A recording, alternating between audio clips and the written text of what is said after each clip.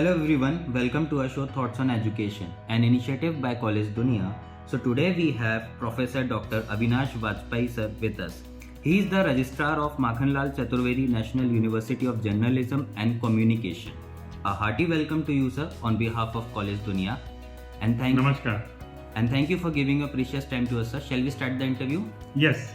Okay sir, my first question to you is, you have held key positions at Education Institute throughout your professional career. What are the key factors that keep you connected with the education sector? मुझे ऐसा लगता है शुभम जी कि education field में रहने के लिए सबसे बड़ी चीज़ है आपको एक समर्पण का भाव होना चाहिए, क्योंकि बाकी प्रोफेशन से ये बिल्कुल अलग प्रोफेशन है जहाँ पर आपके सेंटर में, आपके फोकस में हमेशा विद्यार्थी होना चाहिए।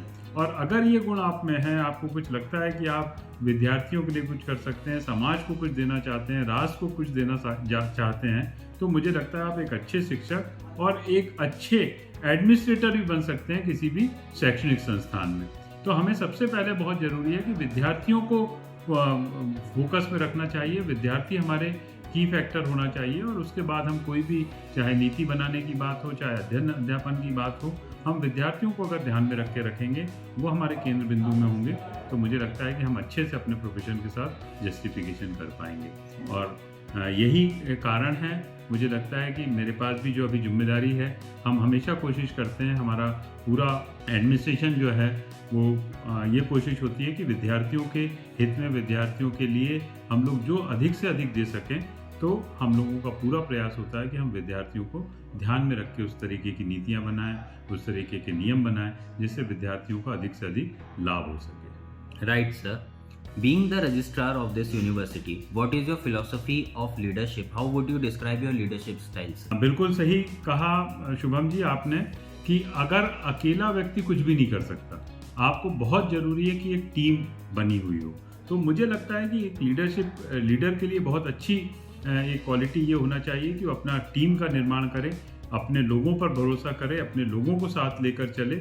और मुझे लगता है कि मेरा ऐसा विश्वास है और ऐसा मानना है कि मेरे साथ एक बहुत अच्छे लोगों की टीम है, मेरे साथ बहुत अच्छे मेरे सहायकों की टीम है, मेरे साथ बहुत अच्छे ऐसे मेरे अध्यापकों की टीम है, जो हम इस विश्वविद्यालय को आगे ले जाने में पूरा प्रयास करते हैं। और यही कारण है कि हम लोग आज इतना नई नई चीज़ें कर पाते हैं कम समय में, अच्छे से अच्छे विद्यार्थियों के लिए, चाहे सिलेबस की बात हो, चाहे अन्य किसी मुद्दों की बात हो, हम लोग विद्यार्थियों के लिए कर पाते हैं। Okay sir.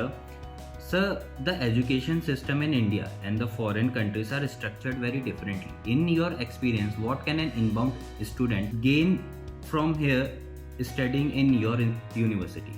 जी, अभी हम लोगों ने विश्वविद्यालय में NEP 2020 आने के बाद हमने अपने 8 पाठ्यक्रम राष्ट्रीय शिक्षा नीति के तहत यहाँ पर लागू किए हैं। और मुझे लगता है कि बहुत अच्छी नीति है, शिक्षा नीति है, जिसके तहत विद्यार्थियों को बहुत फ्लेक्सिबिलिटी है। अभी तक हमारे यहाँ पर क्या होता था, जो भी पाठ्यक्रम थे या इस तरीके की जो पढ़ाई होती थी, वो बहुत ज़्यादा बिल्कुल उस तरीके से जॉब ओरिएंटेड या स्किल बेस्ड बहुत कम थी। विद्यार्थी ग्रेजुएशन कर लिया, अब PG करना है, फिर उसके बाद आगे हायर स्टडीज़ में जाना है, वो बहुत ज़्यादा फोकस नहीं होता था। अब राष्ट्रीय शिक्षा नीति लागू होने के बाद विद्यार्थी के पास बहुत सारे ऑप्शन थे, मल्टीपल एग्जिट है, मल्टीपल, कभी भी अगर चाहे किसी कारण से अगर पढ़ाई को कंटिन्यू नहीं कर सकता, बाद में जब उसको लगता है कि मुझे अब पढ़ाई फिर से करना है, तो फिर से ज्वाइन कर सकता है। उसको वो पढ़ाई अगर उसने 1 साल की है तो बेकार नहीं जाएगी, उसको सर्टिफिकेट मिल जाएगा। अगर उसने 2 साल की पढ़ाई की है तो उसको डिप्लोमा मिल जाएगा। तो इस तरीके से राष्ट्रीय शिक्षा नीति लागू होने के बाद मुझे लगता है कि हमारी भी शिक्षा नीति किसी अन्य देशों से कहीं पीछे नहीं है और हम लोग लगातार इसमें प्रयास कर रहे हैं। हमारी सरकारें लगातार ये प्रयास करती हैं कि हमारी शिक्षा नीति भी एट पार आकर दूसरी के अपेक्षा खड़ी हो। मुझे लगता है कि इसमें काफ़ी कुछ राष्ट्रीय शिक्षा नीति योगदान दे रही है। Right sir. And how does the curriculum of your university ensures the best practice of industry? Yes. बिल्कुल सही आपने सवाल किया शुभम जी। हमारी कोशिश होती है कि जब हम एक तो मैं आपको बताना चाहूँगा, हमारा विश्वविद्यालय ऐसा है जो हर 2 साल में पाठ्यक्रम को रिव्यू करता है और उसमें जो भी आवश्यकता अनुसार चेंजेस हैं वो लाता है।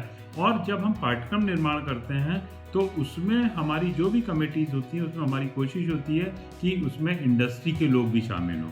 हमारा पूरा फोकस होता है, हम चाहे पढ़ाई के दौरान भी हम लोगों की कोशिश होती है कि स्टूडेंट का एक्सचेंज जो है वो इंडस्ट्री के लोगों के साथ हो सके। हम इंडस्ट्रियल विजिट पे फोकस करते हैं, तो हमारा पाठ्यक्रम लगातार हम इसमें अपग्रेडेशन चलता रहता है, अपडेशन चलता रहता है, और 2-3 साल में हम लोग वापस से इसको जो नई चीज़ें आ रही हैं, खासतौर से अगर आप देखेंगे तो कंप्यूटर्स में बहुत तेज़ी से परिवर्तन आता है, तो वो पाठ्यक्रमों में हम लोग लगातार जो भी बाजार में या इंडस्ट्री की डिमांड है उसके अनुसार बनाते हैं, जिससे विद्यार्थियों को वो पाठ्यक्रम करने के बाद में प्लेसमेंट के लिए या उस तरीके से भी उसको मदद मिलती है।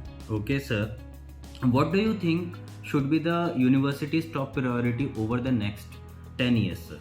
जी, अभी आप जैसा देख रहे हैं हमारा इंफ्रास्ट्रक्चर की जो कमी थी वो पिछले साल हमने पूरी कर ली, और ये आप देख रहे हैं हम लोग 50 एकड़ के भव्य परिसर में हम यहाँ पर स्थानांतरित हो चुके हैं। तो अब हमारे पास इंफ्रास्ट्रक्चर की कोई कमी उस तरीके से नहीं है। अब हमारा अगला जो आने वाला फोकस है वो हमारा पूरा एकेडमिक्स पे होगा। हम लोग देश के और दुनिया के शीर्ष संस्थानों में किस तरीके से आ सकें।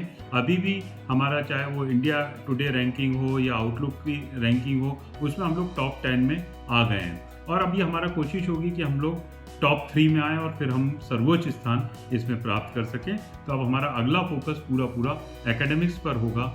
एकेडमिक्स के अलावा हम लोग दुनिया में और किस तरीके से विश्वविद्यालय को ख्याति पे ले जा सकते हैं, उस ओर हमारा प्रयास होगा। Okay, sir.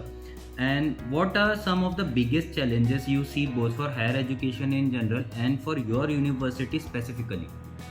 अभी जो एक थोड़ा सा अगर आप चुनौती की बात करें तो विद्यार्थियों को जो हम लोग अभी अनुभव कर रहे हैं कि विद्यार्थी उस तरीके से अब तैयार नहीं है। मतलब एडमिशन ले लेता है और उसके बाद में ड्रॉप आउट्स की संख्या अभी भी काफ़ी संख्या में देखी जाती है। किन्हीं कारणों से वो, मतलब जैसा मैंने कहा कि अगर फर्स्ट ईयर कर लेता है तो उसको कुछ एटलीस्ट कम से कम सर्टिफिकेट तो मिलेगा, लेकिन ऐसा देखा जा रहा है कि विद्यार्थी प्रवेश लेता है, उसके बाद उसको 2-4 महीने में ही वो ड्रॉप हो जाता है, या कक्षाओं में नहीं आना, या किन्हीं और उसमें व्यस्त हो जाना। तो मुझे लगता है ये एक सबसे बड़ा चुनौती है। और हमारी यूनिवर्सिटी की अगर बात करें आप, तो अभी हमें जो थोड़ा सा हम शहर से बाहर आए हैं, तो वो भी एक हमको विद्यार्थियों को यहाँ तक लाने की, हालांकि हमने विश्वविद्यालय की तरफ से बस सेवाएं और सरकार ने भी बस सेवाएं यहाँ तक प्रारंभ की हैं, वो ऐसा कोई ट्रांसपोर्टेशन की बहुत बड़े चैलेंज नहीं है, लेकिन फिर भी अभी एक विद्यार्थियों को किस तरीके से हम कक्षाओं में लाएं और वहाँ पर रोक सकें, ये एक चैलेंज लगता है। और मुझे लगता है आने वाले समय में ये दूरियां भी, जो हम अभी शहर से बाहर आए, ये हमारा हॉस्टल है, अंदर बहुत भव्य परिसर में एक हॉस्टल है, गर्ल्स के लिए अलग है, बॉयज़ के लिए अलग है, कुछ विद्यार्थी वहाँ पर निवास कर रहे हैं, लेकिन फिर भी आने वाले समय में हम देखेंगे कि और भी विद्यार्थी यहाँ पर आएंगे और इस तरीके से वहाँ पर प्रवेश लेकर अध्यापन कार्य कर सकेंगे। Right, sir. And at last, I want to ask you any suggestions you would like to give to the current youth and the aspiring students? मैं विद्यार्थियों को, खासतौर से युवाओं को यही संदेश देना चाहता हूँ। मैं हमेशा कक्षाओं में भी कहता हूँ कि there is no shortcut to success. विद्यार्थी मेहनत से मुंह ना मोड़ें, मेहनत करें, फोकस्ड होकर काम करें, और देखिए उनका जीवन में हर वो तरक्की जो वो चाहते हैं वो उनको प्राप्त होगी। तो विद्यार्थियों को मेरा एक ही सूत्र वाक्य है कि वो मेहनत करें और सक्सेस उनको जरूर उनके चरण छुएगी। एक बार पुनः मैं आपको बहुत बहुत धन्यवाद देता हूँ शुभम जी, आपने मुझे ये मौका दिया और इसके लिए मैं आपका हृदय से आभारी हूँ। धन्यवाद। Right, sir, and I'm sure that the thoughts you have shared on a platform will be deeply beneficial and aspiring for all the students too, sir. Thank you so much for sharing your thoughts and giving your valuable time to us, sir. Thank you. Thank you.